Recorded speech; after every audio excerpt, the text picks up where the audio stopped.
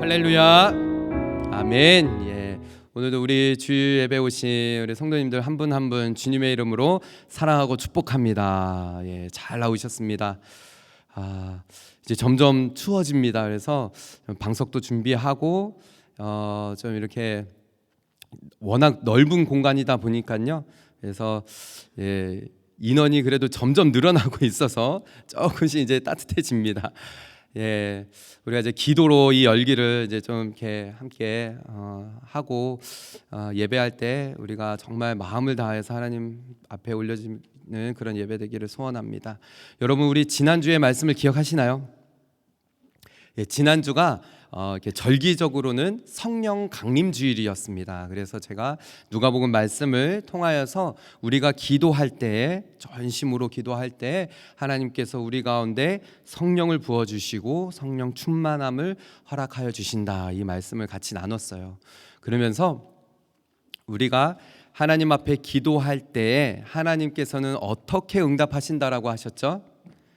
바로 그 기도에 즉각적으로 어떤 이렇게 딱 응답하실 때도 있지만, 어떨 때는 우리에게 그러한 상황을 기회로 주신다라고 말씀드렸어요. 그래서 우리가 가족이 하나님 앞에 하나님, 우리가 하나 되게 해주세요, 우리 가족이 더 사랑하게 해주세요라고 기도했을 때 하나님께서는 때로는 어려움도 허락해 주시면서 가정이 함께 할 수 있도록 그런 기회를 허락하신다라고 말씀을 드렸습니다. 여러분, 오늘 이 시편의 말씀으로 좀 넘어와서요, 여러분 오늘 이 시편의 시를 적은 다윗도 기도로 하나님 앞에 나아갑니다. 어떻게 보면 지난주와 좀 이렇게 연결이 되어질 수 있습니다. 여러분, 오늘 이 말씀의 제목이 어떻게 되죠? 주님과 나의 거리입니다. 저는 오늘 이 본문의 말씀을 통해서요, 우리가 한번 이 부분을 점검했으면 싶어요. 여러분, 주님과의 거리가 어떻습니까? 나와 주님과의 거리, 누구보다도 내 자신이 알 거예요, 그죠? 예, 여러분, 주님과의 거리가 한 100m쯤 되시나요?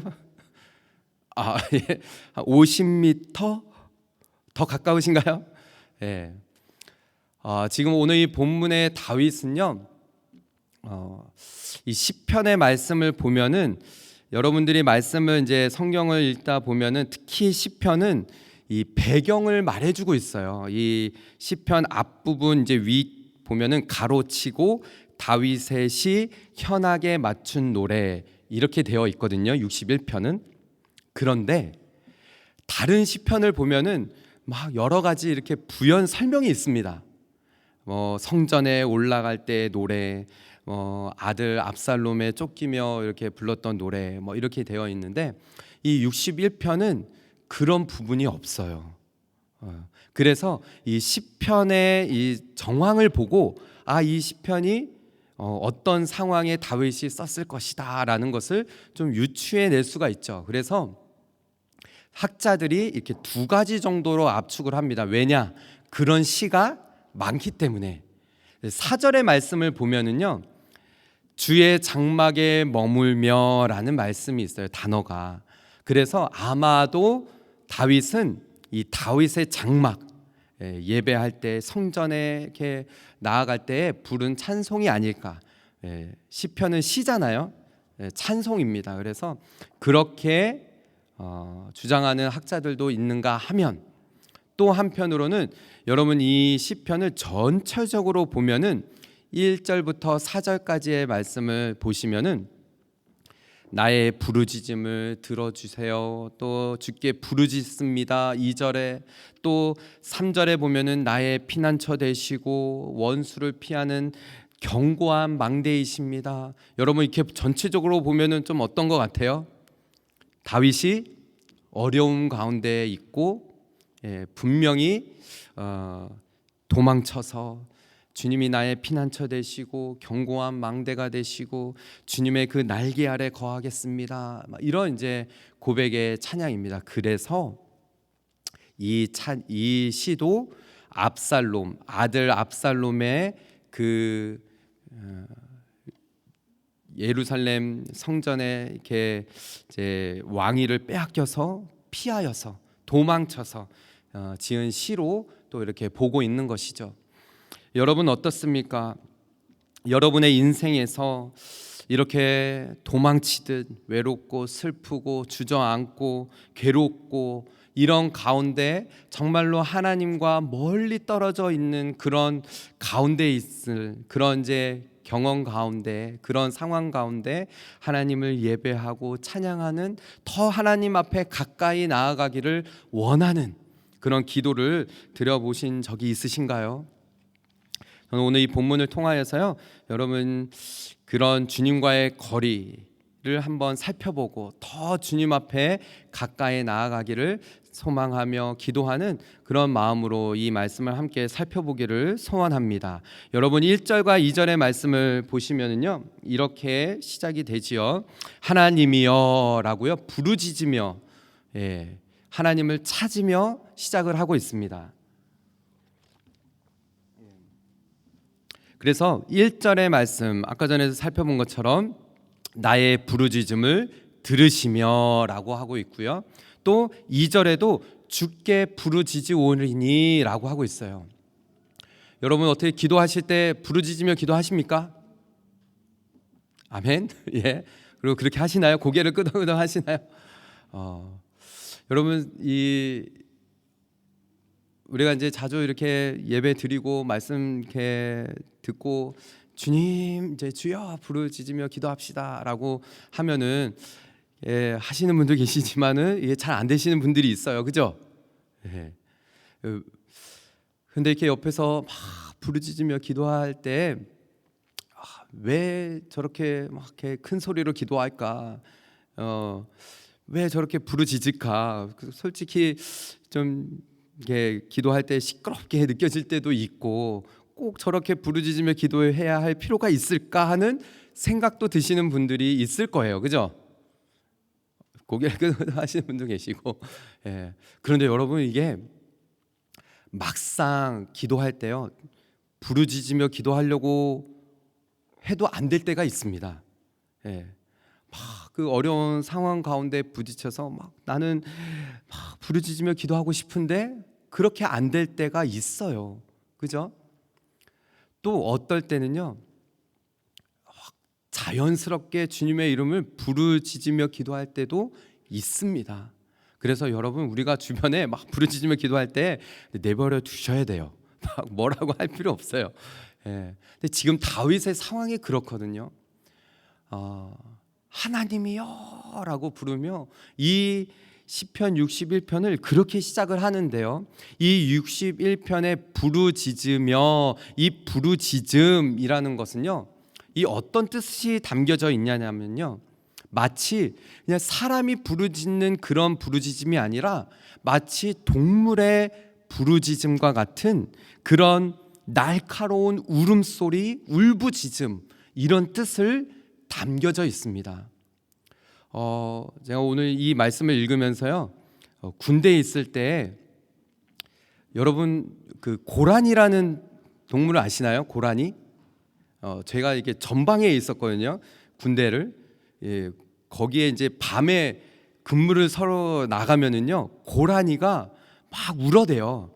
근데 그 고라니의 울음소리가 마치 막 사람의 막 그런 비명소리 같아요. 근데 마치 그런 느낌인 거죠. 막 하나님 앞에 울부짖는 그런 부르짖음입니다.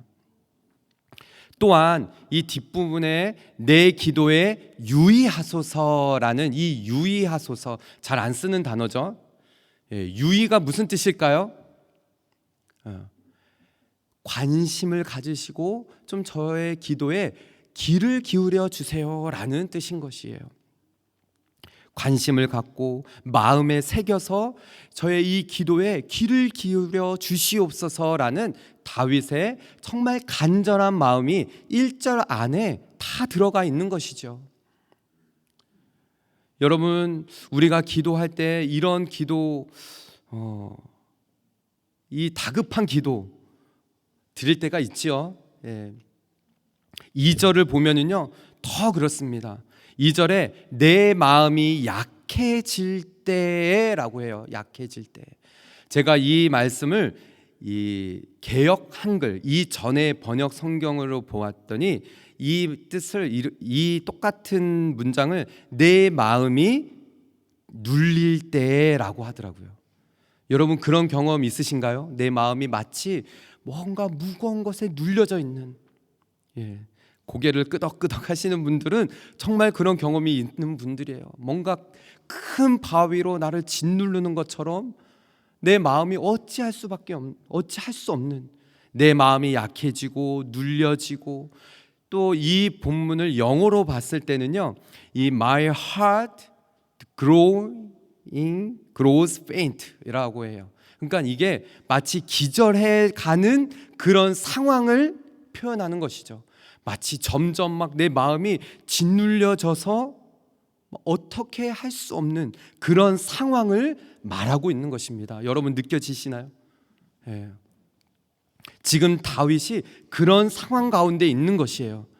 자, 여러분 다윗이요, 제가 앞부분에 그냥 그런 상황을 압살롬의 피해서 도망 나왔을 때라고 했지만은, 여러분 지금 이 다윗의 상황은 아무것도 할 수 없는 그런 상황이었어요.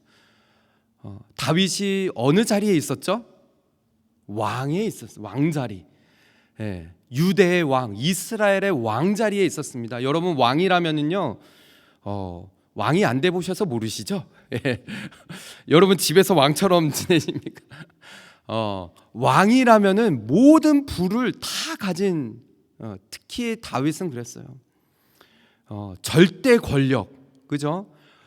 이 세상에 남부럽지 않는 그런 부를 다 가진 그런 다윗이 지금 그 예루살렘에서 쫓겨났습니다. 맨발로, 완전히 맨몸으로 도망쳐 나왔어요. 더군다나 누구의 반역으로 쫓겨난 거죠? 자기가 너무나 사랑하는 압살롬. 사무엘 말씀을 읽어보면요, 내 아들 압살롬아 압살롬아 막 그렇게 너무나 아낀 아들이었어요. 그런 아들의 쿠데타로 지금 다윗은 쫓겨나와 있는 상황인 것이죠. 여러분 이 왕권도 잃어버렸어요. 이게 말이 될까 모르겠는데 부권입니다. 부권. 그러니까 아버지의 그런 권위도 잃어버린 거예요. 여러분 생각해 보면은요, 우리가 이 백성이 뭔가 억울함을 당하고 막 이 뭔가 손해를 보고, 그렇다면은 뭐 관리나 관료에게 하소연을 하고 뭐 항소를 하고 해서 뭐 재판을 받고 할 수가 있습니다. 그죠? 그런데 왕이 쫓겨났어요. 그러면 도대체 왕은 누구에게 갈 수 있을까요? 아무에게도 갈 수가 없는 거죠. 더군다나 지금 다윗은 이렇게 하나님 앞에 하소연합니다. 내 마음이 약해질 때, 내 마음이 눌릴 때라고 하고 있어요. 여러분 경험해 보셨는지 모르겠지만은, 우리가 살다가 보면은 어떤 재정적으로 손해를 보거나 또 어떤 관계적으로 막 이렇게 이게 상처를 받고 막 이랬을 때 여러분 어떻습니까?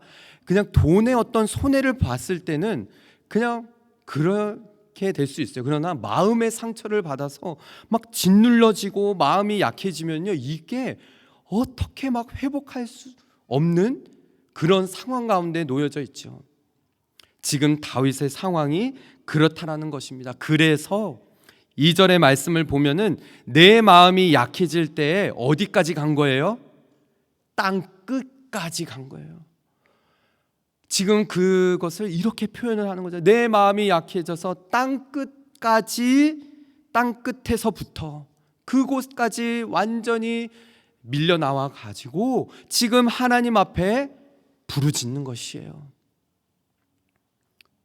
마치 낭떠러지 같은 그 곳까지 밀려서 거기에서 주님을 간절히 부르짖고 있는 상황 가운데 지금 다윗은 놓여져 있는 것이죠. 여러분 시편 139편 7절에서 10절까지의 말씀을 보면은 다윗의 시에 또 다른 고백이 있습니다. 지금 이 시에서는요, 그렇게 끝까지 몰린 상황 가운데에서 주님을 찾아요. 내가 주의 영을 떠나 어디로 가며 주의 앞에서 어디로 피하리까?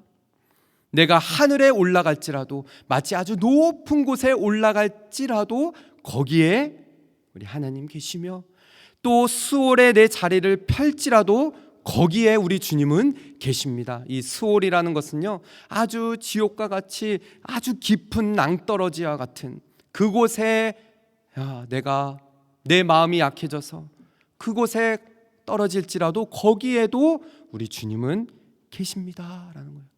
지금 다윗은 그것을 경험하며 또한 찬양을 하는 것이죠. 내가 새벽 날개를 치며 바다 끝에 거주할지라도, 지금 여기에 바다 끝이 바로 오늘 이 본문의 땅 끝과도 같은 것이에요. 거기서도 주의 손이 나를 인도하시며 주의 오른손이 어떻게 하신다라고요? 나를 붙드시리이다 라는 고백이에요. 사랑하는 우리 성도 여러분,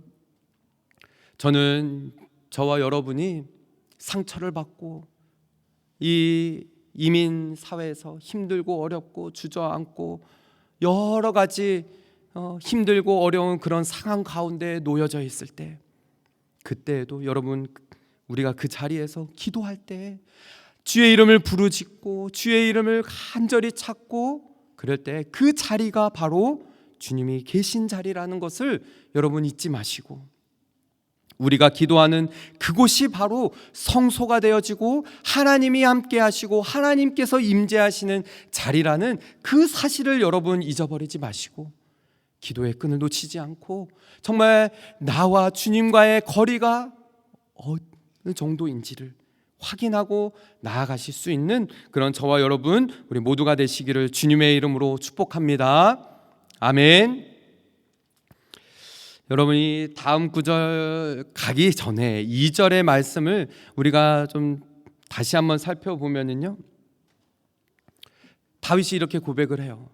땅 끝까지 내 마음이 약해지고 땅 끝까지 거기서부터 주님의 이름을 부르짖고 간절히 찾으며, 다윗이 소원하는 것이 뒷부분에 뭡니까? 나보다 높은 바위 위에 나를 인도하소서라는 고백이에요. 하나님 앞에 그렇게 간구합니다. 주님, 나를 나보다 높은 바위 위에 인도해 주세요. 여러분, 이것이 무슨 뜻일까요? 나를 공격하는, 나를 막 목살게 굴고 나를 막 그 힘들게 하는 그 원수로부터, 그 원수가 손이 닿지 않는 그 곳까지 나보다 높은 바위 위로 인도해 주시옵소서라는 고백이죠. 또 다르게 보면은요, 하나님 계신 그 자리까지, 하나님 임재하시는, 하나님이 계시는 그곳에 나를 좀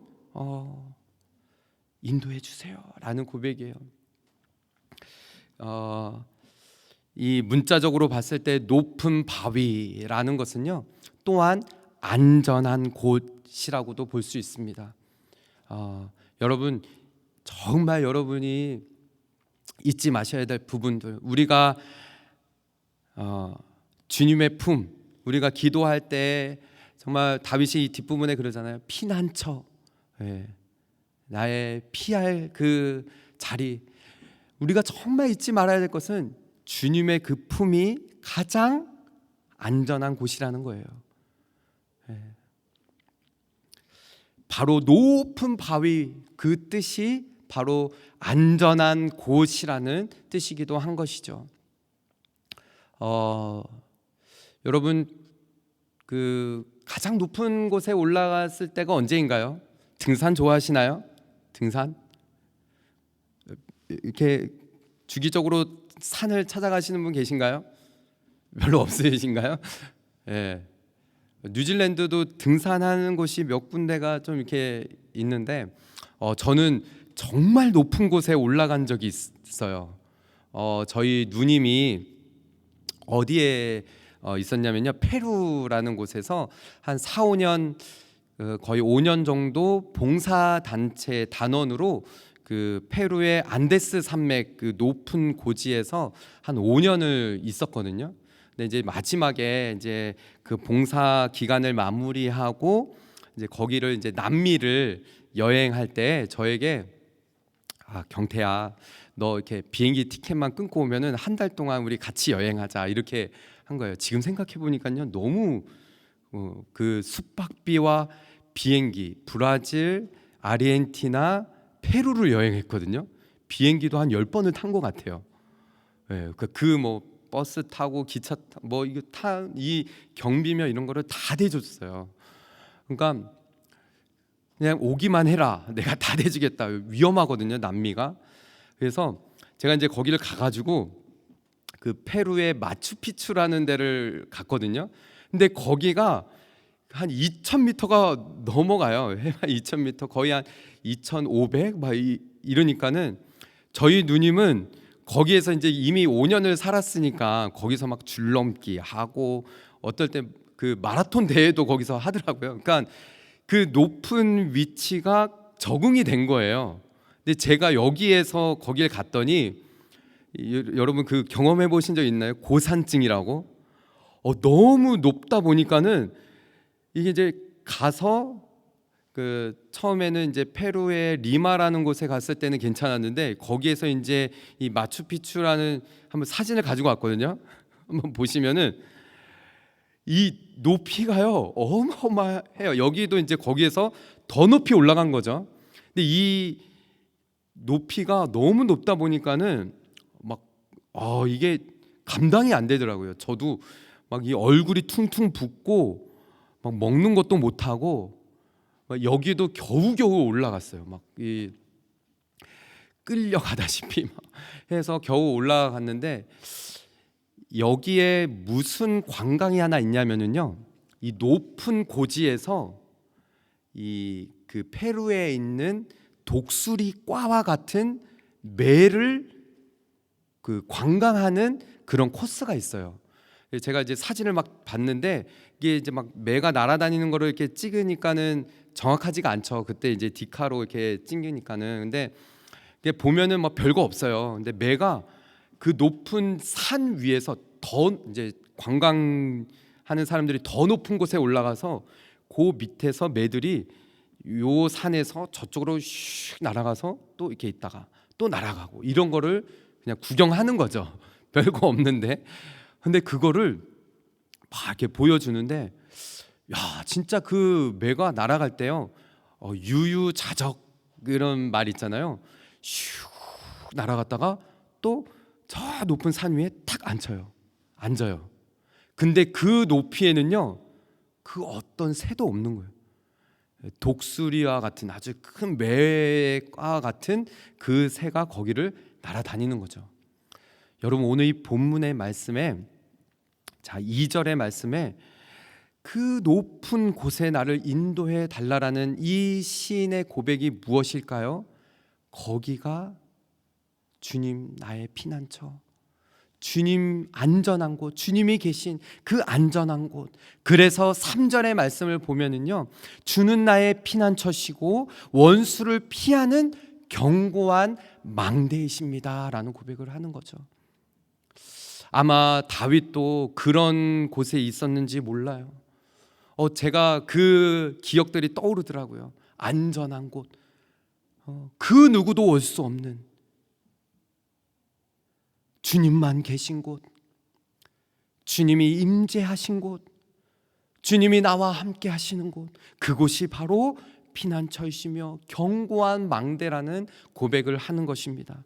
더 나아가서요, 4절의 말씀을 보면은요, 내가 영원히 주의 장막에 머물며 내가 주의 날개 아래로 피하리이다라는 고백을 해요. 영원히 그 장막 안에 머무기를 소망합니다. 여러분, 생각해 보면은요, 다윗이 지금 어떠한 기도를 드려야 할까요? 앞에서 말씀드렸던 것처럼 다윗은 지금 무엇을 빼앗겼어요? 왕권을 빼앗겼어요. 또한 사랑하는 아들로 인해서 배신을 당하고 왕의 자리를 빼앗겼어요. 여러분, 우리 같았으면 어떻게 기도할까요? 손해를 봤어요. 배신을 당했어요. 그러면은 당연히 나오는 기도는 하나님 그 왕권을 다시 찾게 해주세요. 배신당한 그 아들로부터 하나님 다시금 그 존경을 받는 자리, 아버지에 대한 완전한 그 권위를 빼앗긴 거예요. 다시 찾게 해주세요 라는 기도가 당연히 먼저 나와야 되는데 다윗은 그러지 않았다는 거예요. 무엇보다도 나에게 있어서는 가장 필요한 것은 주님의 그 임재, 주님이 나의 피난처 되시고 주님이 나의 견고한 망대가 되시고 주님 그 장막에 영원히 머물며 나는 주님을 찬양하겠습니다 라는 이 기도가 다윗에게는 먼저 있었다는 거예요. 주님이 마치 그 날개 아래 자신을 품어주고 그 아래 보호해 주는 것이 먼저였다라는 것을 다윗은 그렇게 알고 고백을 하며 기도했다라는 것이죠. 주님의 날개가 얼마나 클까요? 정말 이거 특별한 경험인데요. 사진을 또 가지고 왔어요. 진짜라는 것을 보여드리기 위해서 그 페루에 그 매과가 있어요. 그래서 이 페루에 있는 원주민들은요, 이 매를 잡아다가 훈련을 시킵니다. 다리에 끈을 묶어가지고요, 이 관광하는 사람들에게 어깨 위에 그 매를 올려놓고 사진을 찍게 해요. 그게 이제 매이고요. 예. 여러분, 이 사진에 제가 지금은 웃고 있잖아요. 이 전에 지금도 기억이 나는데요. 이 매를 올려놓는 순간 제 얼굴이 어떻게 됐냐면은 막 진짜 얼어붙었어요. 막 얼어붙어가지고 이 매가 막 제 얼굴을 쪼을 것 같은 그런 느낌이 막 들면서 이게 몸이 얼어붙어가지고, 그런데 이 매가 날개를 딱 피는데요, 이 날개가 어마어마한 느낌이 드는 거예요. 이 말씀이 어떠한지 알겠더라고요. 이때가 생각나는데 그 날개가 마치 이 매 날개가 정말 크게 느껴졌어요. 날개가 주님의 그 날개 아래 거한다라는 뜻이 여러분 무슨 뜻일까요? 여러분, 주님께 피한다라는 것이 정말 안전하다라는 것이 무슨 뜻일까요? 여러분 같았으면요, 어떤 문제가 닥치고 어떤 나에게 해를 입히고 어떤 문제 가운데 있을 때 여러분, 우리의 기도는 어떤가요? 정말 나는 주님이 제일 안전하다, 주님의 그 날개 아래가 제일 안전하다라는 고백으로 주님을 찾습니까? 아니면은 나를 괴롭히는 이 문제가 빨리 해결되어지기를 그냥 그렇게 기도하는 것이 먼저인가요? 오직 여호와 하나님만이 나의 피난처 되시고 나의 보호자 되시고 나는 주님만 있으면 안전합니다, 주님만 있으면 나는 괜찮습니다, 이 기도가 우리 가운데 있는지 돌아보아야 한다는 것이죠. 저는 지금 오늘 이 다윗이요, 주님의 그 날개 아래 거한다는 것이 주님과의 가장 가까운 자리.